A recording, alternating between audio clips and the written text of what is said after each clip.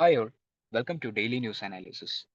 27 September 2024 നമുക്ക് ഇന്നത്തെ പ്രധാന വാർത്തകൾ എന്തൊക്കെയാണെന്ന് നോക്കാം. An opportunity to rethink India's pension scheme GS2 വരുന്ന ടോപ്പിക്കാണ്. Is India's growth story benefiting only big capital GS3 വരുന്ന ടോപ്പിക്കാണ്. L69 G4 countries seek urgent reform of UNSC. GS2 prelims point of വ്യൂവിലും ഇമ്പോർട്ടൻ്റ് ആയിട്ടുള്ള ഒരു ടോപ്പിക്കാണ്. പിന്നെ ഒരു പ്രിലിംസ് ക്വസ്റ്റ്യൻ നമ്മൾ ഡിസ്കസ് ചെയ്യുന്നുണ്ട്. An opportunity to rethink India's pension system. ഇത് GS2 വരുന്ന ഒരു ടോപ്പിക്കാണ്. നമുക്ക് ഈ എഡിറ്റോറിയലിൽ എന്താ പറഞ്ഞേക്കുന്നത് നമുക്ക് നോക്കാം.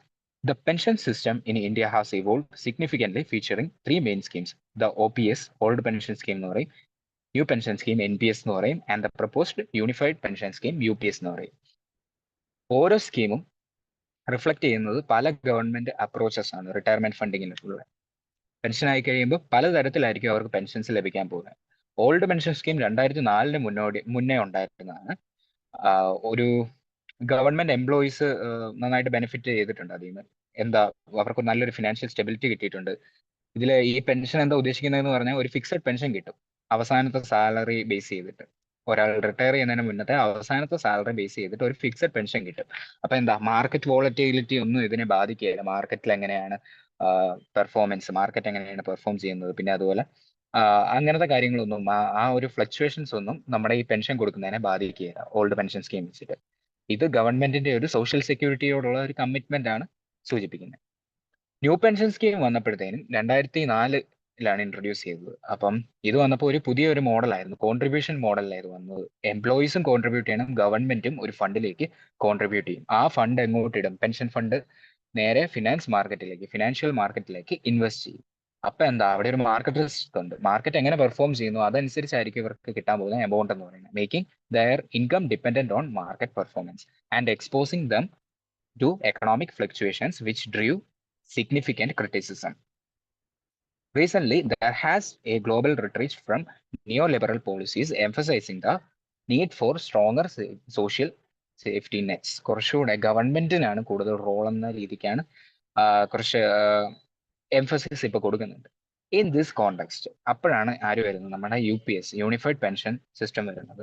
AIIMS to balance state involvement with market participation. രണ്ടുപേരുടെ ഒരു ബാലൻസ് ആണ് UPS കൊണ്ട് ഉദ്ദേശിക്കുന്നത്. പ്രൊവൈഡിങ് യൂണിവേഴ്സൽ പെൻഷൻസ്, എല്ലാവർക്കും തുല്യമായ ഒരു പെൻഷൻ ലഭിക്കുക. However, it still faces challenges, including എന്തൊക്കെയാണ്? Reduced returns compared to the OPS. Old pension scheme വെച്ച് നോക്കുമ്പോൾ എന്താ, അതെന്തായിരുന്നു, അവസാനത്തെ വർഷത്തെ സാലറിയെ ബേസ് ചെയ്തിട്ടായിരിക്കും പെൻഷൻ കൊടുക്കുന്നത്. അപ്പം അത് വെച്ച് കമ്പയർ ചെയ്യുമ്പോൾ എന്താ, അത്ര റിട്ടേൺസ് കിട്ടാൻ സാധ്യതയില്ല, റിട്ടേൺസ് കുറഞ്ഞു. പിന്നെ കൂടാതെ requirement of 25 years of service for full pension eligibility. മൊത്തം പെൻഷൻ കിട്ടണമെങ്കിൽ എന്താ, 25 വർഷം മിനിമം സർവീസ് വേണമെന്നൊരു റിക്വയർമെന്റ് കൂടെ കൊണ്ടുവന്നു. And limited coverage primarily for union government employees, leaving many public sector workers unprotected. അപ്പം ലിമിറ്റഡ് കവറേജ് ആണ് യൂണിയൻ ഗവൺമെന്റ് എംപ്ലോയീസിന്. കുറച്ച് സെക്ഷൻസ് ഓഫ് പബ്ലിക് സെക്ടർ വർക്കേഴ്സിനെ ഇത് കവർ ചെയ്യുന്നില്ല. സോ അതൊക്കെ ഇതിന്റെ ഒരു ലിമിറ്റേഷൻ ആണ്. For the UPS to be effective, it needs significant reforms to ensure retirees are safeguarded from market risk. അപ്പം കുറച്ചുകൂടെ ഒരു സേഫ്റ്റി നെറ്റ്സ് ഒക്കെ കൊണ്ടുവരേണ്ടത് ആവശ്യമാണ്. അതിലൊരു റിഫോംസ് കൊണ്ടുവരേണ്ട ആവശ്യമാണെന്നാണ് ഈ ആർട്ടിക്കിൾ സജസ്റ്റ് ചെയ്യുന്നത്. Increasing government contributions and extending coverage to informal workers are critical step. അപ്പോൾ ഒരു ഇൻക്ലൂസീവ് ആയിട്ട് ആരെയും മാറ്റി നിർത്താൻ ഇൻഫോർമൽ വർക്കേഴ്സിനെ ഇൻകോപ്പറേറ്റ് ചെയ്തുകൊണ്ട് എക്സ്റ്റെൻഡർ കവറേജ് അവർക്കും കൊടുക്കണമെന്നാണ് ഈ ആർട്ടിക്കിളിൽ സജസ്റ്റ് ചെയ്യുന്നത്. Overall, as the debate around welfareism gains traction, there is a pressing need to rethink India's pension system. മാറ്റി ചിന്തിക്കേണ്ട ആവശ്യമുണ്ടെന്നാണ് ഇത് പറയുന്നത്. Potentially integrating aspects of the old pension scheme to protect retirees financial security amidst market uncertainties. അപ്പൊ ആ ഭാഗത്തെ old pension സ്കീമിലെ കുറെ aspects ഒക്കെ ഇന്നത്തെ കാലത്തും റെലവെന്റ് ആണ്, അത് കൊണ്ടുവരേണ്ട ആവശ്യമുണ്ടെന്നൊക്കെയാണ് ഈ ആർട്ടിക്കിൾ പറയുന്നത്. ആ ഒരു വെൽഫെയറിസം, ഗവൺമെന്റിന്റെ ഫംഗ്ഷൻ ഏതാണോ സോഷ്യൽ വെൽഫെയർ, അപ്പൊ ആ ഒരു ആസ്പെക്റ്റിലാണ് ഇത് ചിന്തിക്കുന്നത്. നമ്മൾ ആൻസർ എഴുതുമ്പോൾ ഒരു ബാലൻസ് വ്യൂ പോയിന്റ് നോക്കുക. ഓക്കെ, ഇനി അടുത്തൊരു ആർട്ടിക്കിൾ ഉണ്ടായിരുന്നു, is India's growth story benefiting only big capital. GS3 Indian economy വരുന്ന ഒരു ആർട്ടിക്കിൾ ആയിരുന്നു. ഓപ്പൺ പേജിൽ ഉണ്ടായിരുന്നതാണ്. ഓക്കെ, ഒപ്പോസിറ്റീവ് എഡിറ്റോറിയൽ ആ ഒരു പേജിലായിരുന്നു ഇതുണ്ടായിരുന്നത്. India's economic growth post COVID-19 has been remarkable. നമുക്കറിയാം 8.2% ഇൻക്രീസ് ഉണ്ടായി 2023-24 അത്രയും എക്കോണമി ഡൗൺ ആയി. അത് കഴിഞ്ഞ് തിരിച്ച് ഒരു ഇറ്റ് ഗെയിൻ ട്രാക്ഷൻ. അപ്പം എന്താ 8.2% ഇൻക്രീസ് ഉണ്ടായി, making it the fastest growing major economy. Okay. However, this growth has predominantly benefited large businesses, leading to a K-shaped recovery. നമ്മൾ ആ ഫോർഡിന്റെ ടൈമിൽ നമ്മൾ ന്യൂസിലൊക്കെ കേട്ട K-shaped റിക്കവറി. K-ഷേപ്പിന്റെ പ്രത്യേകത എന്താ? കുറച്ച് സെക്ടേഴ്സ് മുകളിലേക്ക് പോകും, കുറച്ച് സെക്ടേഴ്സ് താഴോട്ട് പോകും. Where the wealthiest segments are thriving while the lower half of the population sees little to no income growth. Okay. Experts Himanshu and Ritesh Kumar Singh are opposite to editorial page. ഈ പേജിൽ എഴുതിയ ഓതേഴ്സിന്റെ പേരാണ് ഹിമൻഷു, റിതേഷ് കുമാർ സിംഗ്. ഇവരെന്താ പറയുന്നതെന്നാണ് ഈ പറയുന്നത്. Highlight the uneven nature of this growth, attributing it to a reliance on government capital expenditure. ഗവൺമെന്റിന്റെ expenditure അപ്പം growth എങ്ങനെയാണ് പോയിക്കൊണ്ടിരിക്കുന്നത്? ഗവൺമെന്റിന്റെ ക്യാപെക്സുമായിട്ട് റിലൈസ് ചെയ്തുകൊണ്ടാണ്. ഓക്കെ.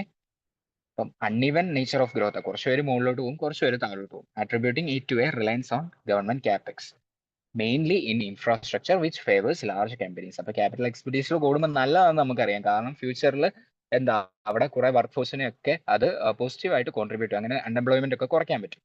സോ ഇതൊരു വെർച്വസ് സൈക്കിളിലേക്ക് പോകും. അതായത് പോസിറ്റീവ് ആയിട്ടുള്ള ഒരു സൈക്കിളിലേക്ക്, എക്കോണമി നമ്മൾ പഠിക്കുന്ന വെർച്വസ് സൈക്കിൾ, അതിലേക്കൊക്കെ പോകുമെന്ന് നമുക്കറിയാം.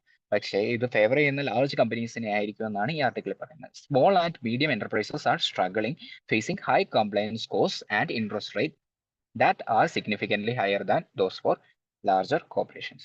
Taxation policies ne പറ്റിയൊക്കെ ഇവിടെ പറയുന്നത്. Taxation policies further exacerbate the issue as the corporate tax cuts have primarily benefited large firms while SMEs remain burdened. അപ്പം ലാർജ് ഫേംസിനെയൊക്കെയാണ് ഈ ടാക്സ് കട്ട് ഒക്കെ ബെനിഫിറ്റ് ചെയ്യുന്നത്. സ്മോൾ ആൻഡ് മീഡിയം എന്റർപ്രൈസസ് ഇപ്പോഴും struggle ചെയ്യുകയാണ് എന്നാണ് ഈ ആർട്ടിക്കിൾ പറയുന്നത്.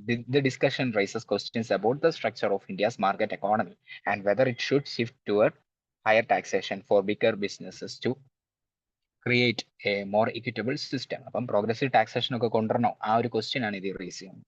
ഹിമൻഷു പറയുന്നത് പ്രോഗ്രസീവ് ടാക്സേഷൻ നല്ലതാണ്, suggesting that larger firms should bear a greater tax burden to support SMEs and foster sustainable growth. അപ്പോൾ ഒരു സസ്റ്റൈനബിൾ ഗ്രോത്തിന് പ്രോഗ്രസീവ് ടാക്സേഷൻ നല്ലതാണെന്നാണ് ഹിമാൻഷുവിന്റെ ഒപ്പീനിയൻ. അതിനെതിരായിട്ട് റിതേഷ് അഡ്വക്കേറ്റ് ചെയ്യുന്ന എന്താ, ഒരു യൂണിഫോം ടാക്സ് റേറ്റ് ആണ് നല്ലത് for all businesses to avoid incentivizing small firms to remain small due to tax advantage. അപ്പോൾ ടാക്സ് അഡ്വാൻറ്റേജ് കിട്ടുമ്പോൾ എന്ത് ചെയ്യുക, അവരെപ്പോഴും താന്നിരിക്കാനായിരിക്കും ശ്രമിക്കുന്നത്, അല്ലെങ്കിൽ അവർക്ക് ഒരു ഗ്രോത്ത് ഉണ്ടാവാൻ അവർ ശ്രമിക്കുക എന്നൊക്കെയാണ് നമ്മുടെ ഒപ്പോസിഷൻ ആർഗ്യൂ ചെയ്യുന്നത്. Okay. Both experts emphasize the need for reforms that reduce the compliance burden on SMEs and improve access to credit, especially in rural areas. അപ്പം ഇവർ രണ്ടുപേരും എംഫസൈസ് ചെയ്യുന്നത് എന്താണ്, കംപ്ലയൻസ് ബർഡൻ SMEയിൽ കുറയ്ക്കണം, പിന്നെ കൂടാതെ ക്രെഡിറ്റിനുള്ള ആക്സസ് ഒക്കെ എസ്പെഷ്യലി ഇൻ റൂറൽ ഏരിയാസിൽ കൊടുക്കണം, ലോൺ എടുക്കാനും കാര്യങ്ങളൊക്കെ. ഓക്കെ.